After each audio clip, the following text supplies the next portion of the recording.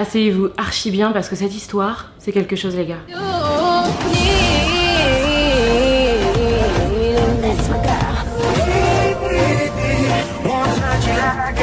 Hello mes poulets, j'espère que vous allez bien, j'espère que tout le monde se porte bien. Je sais que je vous ai manqué dimanche dernier, j'ai pas posté de vidéo parce que il y avait eu entre autres le débrief sur complément d'enquête, puis il y avait eu mon autre vidéo, je sais même plus sur quel sujet c'était, j'ai déjà oublié. Et donc j'avais eu deux grosses vidéos qui sont sorties à la suite, j'avais besoin d'un peu de repos, ok. En plus il y avait une vidéo en pleine semaine, donc sur tout mon planning du reste de la semaine, vous le savez si vous me suivez sur Insta, c'est le moment de me rejoindre sur Instagram à Skip. Mais j'ai aussi mon podcast, j'ai aussi justement j'ai Instagram, j'ai TikTok, j'ai pas mal d'autres choses et je devais gérer le fait qu'on ait fait sauter mon compte Twitter, on en parlera je pense dans la prochaine vidéo, mais donc voilà. Et j'ai aussi le mariage de mon petit frère qui approche début octobre, l'enterrement de vie de jeune fille de sa chérie demain, le jour par rapport au jour où je filme c'est demain, voilà. C'est pour ça que vous me retrouvez coiffée et ressemblant à quelque chose. Mais disons que voilà, l'histoire que nous allons aborder aujourd'hui se déroule dans notre belle France de 1994, en Loire-Atlantique, à une toute petite trentaine de kilomètres de Nantes. Donc aujourd'hui, le sujet qu'on va aborder mes poulets, c'est une histoire qui n'est même pas encore vieille de 30 ans et qui est assez drôle dans la mesure où l'on est dans un pays en France où on nous dit très souvent à nous les racisés que l'on se victimise, que l'on se crée du racisme, qu'il n'y a pas de racisme notoire et surtout pas de racisme systémique en France. Et c'est assez rigolo quand tu te dis qu'il n'y a même pas 30 ans, il s'est passé les faits qu'on va aborder aujourd'hui. Dans les années 80, naît en France un biscuit sablé chocolaté qui s'appelle Bamboula. Bon, l'emballage il est sans équivoque, hein. On y voit de manière très caricaturale un petit sauvage noir, vraiment avec les traits, la caricature, vous savez, poussée à l'exergue. Donc on a le nom et les visuels qui collent vraiment ensemble. On sait dans quel domaine on s'est embarqué. On aurait pu penser, surtout de notre place en 2022, que 1985, un lancement d'un produit avec un tel nom, ça ferait quand même un petit tollé et surtout un scandale, mais c'est tout le contraire. C'est-à-dire que on est sur du sold out, carton plein et les ventes s'envolent pour Saint-Michel, le producteur de biscuits. La petite mascotte à l'effigie justement du gâteau Bamboula qui est un petit garçon noir avec une peau de bête, cette effigie là elle est adorée. Ô combien étonnant. Et s'ensuit la création mais d'une foule de produits dérivés autour de lui. On a des petits livres, on a des figurines, on aura des peluches, on aura des t-shirts, enfin des goodies, en voulez-vous et en voulez-vous. Normalement c'est en veux-tu en voilà, mais là je savais pas comment le faire au pluriel. En voulez-vous en voilà, ça fait bizarre un peu. En 1992, on a un entrepreneur français à succès, hein, qui a pas mal déjà de bonnes idées derrière lui, Dany Laurent, qui imagine une sorte de village safari en France, où en gros les visiteurs pourraient tout autant voir des animaux sauvages, donc des animaux de la savane surtout, c'est le but, hein, dans leur élément, je mets des énormes guillemets parce qu'ils sont pas dans la savane, mais en tout cas leur élément recréé, avec aussi tout un village fictif, avec une vie fictive, avec des activités fictives, et avec aussi de la culture subsaharienne à découvrir. Donc dans l'idée on est sur quelque chose qui est plutôt pas mal en soi-même. Même si je décris totalement tout ce qui est zoo et parc animalier, mais dans cette idée-là, avant d'arriver vraiment sur notre sujet, on est plutôt pas mal. Ça semblait assez sympathique comme idée. Y voyant son intérêt marketing et y en pensant assez rapidement, le fournisseur producteur de gâteaux Saint-Michel va donc sponsoriser toute la partie restauration et la boutique à la sortie du village. Comme ça, au moins tu sais que tu peux capitaliser sur ce lancement qui commençait à faire beaucoup de bruit parce que les gens attendaient ce petit parc-là, quoi. Et le nom que Saint-Michel a voulu donner à la zone qu'il allait sponsoriser, le village Bamboula. Jusque-là, on suit la logique du nom de leur produit. C'est un terme raciste, on va pas du tout l'enlever, mais toujours est-il qu'on suit la logique du nom de leur produit. Donc on est sur une thématique voulue, assumée et qui en soi-même a été acclamée. Le village ainsi que la partie restauration boutique fonctionnent vraiment en symbiose parce que comme on le dit, on a une thématique commune et ce qui fait que ça attire énormément de monde. Déjà le village en lui-même attire beaucoup de monde et derrière Saint-Michel ça leur permet vraiment d'engranger beaucoup de capitaux parce qu'il y a une suite logique dans la tête des gens avec la restauration autour du village de Bamboula. C'est à partir de 1994 que la folie va vraiment débarquer. Parce que Dany Laurent est invité donc aux funérailles de l'ancien président ivoirien Houphouët-Boigny. Bon là vous devez vous dire mais il est où le rapport? Le président ivoirien se fait enterrer, le boug il est invité, où est la folie? En discutant avec des contacts sur place, Dany Laurent se dit que ça pourrait être vraiment sympa de recréer un village ivoirien en fait. Quelque part dans ce parc à côté de Nantes. Ça commence à sentir mauvais là, n'est-ce pas? Ils voudraient des cases, comme certains villages en Côte d'Ivoire, des activités, ils voudraient qu'il y ait le lien entre cette fausse savane avec la vie sur place, mais surtout, ils veulent des habitants. Bon là, vous sentez définitivement le vent tourner, non? Histoire d'amener des personnes, parce qu'il fallait quand même trouver des gens qui voulaient venir, hein, parce que déjà, il faut vouloir venir en Europe, il faut vouloir venir en France, il faut vouloir travailler dans ce parc-là de cette manière-là et être exposé comme ça. Donc ce sont des danseurs, des artisans et des artistes qui ont signé un contrat de 6 mois avec le parc Safari pour débuter. Ils arrivent au mois de mars 1994 et leur premier but c'était vraiment d'animer le village en temps réel, si je peux dire ça ainsi. Parmi les 25 personnes qui arrivent, on compte donc bien sûr des femmes, des enfants, des hommes, enfin des adultes et des moins jeunes, et des plus jeunes et des plus vieux et des nannis et des nanas. Mais parmi tout ça, on a des familles qui ont été séparées, des enfants notamment qui ont été séparés de leurs parents, qui sont restés en Côte d'Ivoire. Et à partir du simple nouveau projet, on va très vite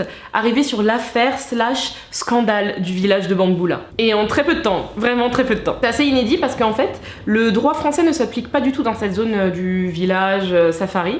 C'est la loi ivoirienne qui est en place dans cette zone-là. C'est-à-dire que la loi et la juridiction française n'ont aucun effet. Et c'est la toute première fois qu'on voit ça à l'intérieur de l'Hexagone. Assez fou aussi, c'est qu'en fait, dès leur arrivée, mars 94, hein, souvenez-vous que on est sur des périodes où c'est pas comme aujourd'hui, où vous savez, avec le dérèglement climatique, c'est la merde, on sait jamais comment s'habiller, en quelle période là. Mars 94, on est quand même sur du bon petit froid. Et on est sur des personnes qui n'ont pas du tout été équipées pour faire face à l'hiver-printemps. Parce que mars, c'est le 21, je dis pas de bêtises, on a le passage au printemps. Mais on a l'hiver, et même sur le printemps, on a des températures qui des fois peuvent vous mettre vraiment de bons coups de tête et balayettes. Mais donc on n'a pas équipé ces personnes-là. Elles n'ont pas de manteau, elles n'ont pas de chaussures chaudes, elles n'ont pas de chaussettes, elles n'ont pas de vêtements type occidentaux pour résister aux températures que nous on connaît dans un climat dit continental. Ça veut pas dire qu'ils se baladent uniquement en pagne, hein, parce que les gens ils vont penser directement oui, vu que c'est l'Afrique, le village, non, on a des vêtements qui ressemblent aux vêtements des occidentaux, ne vous inquiétez pas, mais toujours est-il que c'est pas les mêmes types de vêtements parce qu'on fait pas face au même type de climat en fait. On leur a laissé des sandales donc ouvertes, on leur a laissé des petits t-shirts, il y en a certains et certaines qui ont des pagnes et tout ça, donc déjà ils ont pas les vêtements qu'il faut. En plus, à leur arrivée au village ainsi que pendant le temps qu'ils sont restés sur place, aucun médecin ne les a auscultés. Aucun médecin. Je veux aussi rappeler le fait que tu puisses amener des maladies indépendamment de tous les voyages, hein. Dans tous les sens tu peux amener des maladies. Mais aucun médecin ne les a jamais auscultés, excepté, attention, une fois, un vétérinaire du parc. Donc ça veut dire que le médecin qui s'occupe de l'hippopotame qui se balade là-bas, c'est lui qui est venu inspecter les petits ivoiriens. Il y a toujours pas de problème. Ils dorment quasiment tous dans la même zone, une espèce d'énorme case en fait, soit sur un matelas même le sol, soit à même le sol directement, vous savez, avec juste une natte, comme on appelle ça en Afrique subsaharienne, dans des conditions qui sont plus que déplorables. Dès leur arrivée aussi dans le parc, outre le fait qu'on les laisse aller comme des schlags face au froid, qu'on ne les ausculte pas, mais on leur a pris leur passeport. Les dirigeants du parc leur ont pris leur passeport pour s'assurer que personne ne puisse sortir de l'enceinte du faux village en fait. Donc là on en était arrivé à ce niveau-là. Une fois par jour, certaines des femmes sont forcées, parce que dans tous les cas elles ont signé le contrat, mais il y a eu plein de surprises en arrivant sur place, hein, elles sont forcées de danser seins nus, une danse qui s'appelle le ngoron. J'espère que je le dis pas mal, ngoron, je sais pas, N-G-O-R-O-N, qui est une danse originaire de certaines communautés du nord de la Côte d'Ivoire, mais comme je vous dis, certaines communautés, mais c'est surtout pour certains événements très précis. Donc il y a certaines femmes qui sont forcées de danser seins nus, qui déjà, ne font pas du tout partie de ces communautés-là, et surtout, il n'y a pas d'événement type pour ça. Parce que on voulait vraiment, vous savez, mettre en avant le côté le petit sauvage qui ne sait pas qu'il doit se vêtir, que nani, que nan. Alors que déjà, il n'y a pas de règle de se vêtir. C'est les communautés et les différentes sociétés qui ont décidé de mettre en place certains niveaux de pudeur, ça je le rappelle. Il y a énormément de communautés et de sociétés dans lesquelles, encore aujourd'hui, la nudité, il y a beaucoup moins de soucis là-dessus. Mais il y avait tout ce truc où ils avaient vraiment besoin, vous savez, de recréer l'esthétique et l'idée du petit villageois sauvage noir. Vraiment ce truc-là. Et la femme qui danse seins nus, je pense que pour eux, c'est vraiment un jackpot. On était vraiment, on peut le dire, dans une pure fiction coloniale. Et je vais vous mettre entre autres quelques ressources avec articles et tout ça en barre d'infos, que vous ayez quelques trucs à checker, et vidéos, parce qu'il y a un gros documentaire aussi là-dessus, avec des anciennes personnes détenues dans le camp qui ont témoigné. Sans compter sur leur salaire qui était une sorte de SMIC, RSA, je ne sais pas trop quoi, RMI, enfin bref, qui était en fait mis dans un pot commun, déjà c'est anormal, mais sans compter sur le fait qu'on leur prélève des taxes d'hébergement, de nourriture, alors que déjà ils sont très peu nourris, ils sont logés dans des conditions, je vous l'ai dit, hein, qui sont vétustes, ultra insalubres, mais on leur prend quand même des taxes là-dessus, alors que déjà ils sont payés au lance-pierre. Enfin, franchement, c'est de la honte sur de la honte sur de la honte, et tu te dis que tout ça s'est passé il y a même pas 30 ans, à 20-30 km de Nantes en fait, dans notre belle et douce France. En septembre 1994, il y a un groupement de plusieurs associations qui, elles, étaient allées sur place, ont commencé à recueillir des témoignages, à observer vraiment ce qui s'est passé, qui ont décidé d'amener toute cette affaire devant la justice parce que c'est pas normal. Et le plus ouf, mes poulets, le plus dingue, Dany Laurent, donc ce cher entrepreneur à la tête de tout ça, il a osé râler et vouloir se retourner contre ces associations en disant qu'elles nuisent à la création d'emplois dans la région nantaise. Parce qu'il a créé de l'emploi, d'accord? Il est une bonne personne. Non mais vous savez, c'est comme le Qatar pour la Coupe du Monde de football.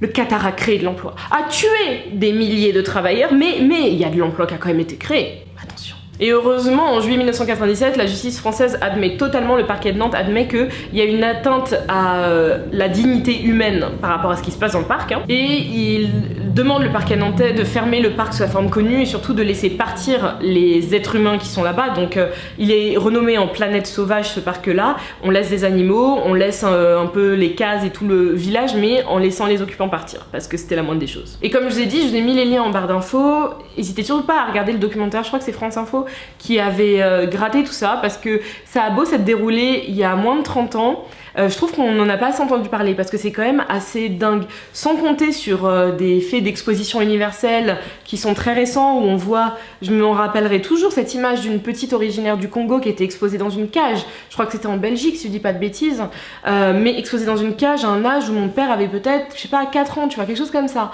Il y a plein de trucs de ce style qui sont très proches, qui sont très très proches, dont on ne parle pas, parce que vous savez, il y a tout ce côté honte, mais au-delà de la honte, il faut qu'il y ait de la communication, il faut qu'on parle de ces sujets-là et qu'on empêche les gens de dire qu'on se victimise. Parce que c'est pas de la victimisation, on n'invente pas le racisme, on n'invente pas la discrimination, ils sont là depuis. Ça en est une preuve, une énième preuve, parce que pour considérer que tu puisses faire signer un contrat qui était vraiment tordu, parce qu'on disait très très peu de choses dans ce contrat-là, faire venir des gens, les exposer comme des bêtes sauvages et les faire se comporter presque comme des bêtes sauvages, en tout cas à tes yeux, c'est que quelque part pour toi il y a une hiérarchisation dans les communautés sur Terre. Mais j'espère que la vidéo vous a plu mes poulets, si c'est le cas n'hésitez surtout pas à lâcher un like, à vous abonner à la chaîne et racontez votre vie en commentaire, donnez votre avis là-dessus tout en restant poli. Le but n'est ici pas de rabaisser des gens, le but c'est pas de dire que tous les blancs sont racistes, non pas du tout, c'est pas du tout ça et vous le savez très bien. En attendant moi je vous retrouve très très très bientôt, demain je vais aller prendre mon petit avion pour aller griller sous le soleil de Malaga. N'hésitez pas à me rejoindre sur Instagram, je vous fais de gros bisous et prenez soin de vous. Mwah. Peace guys.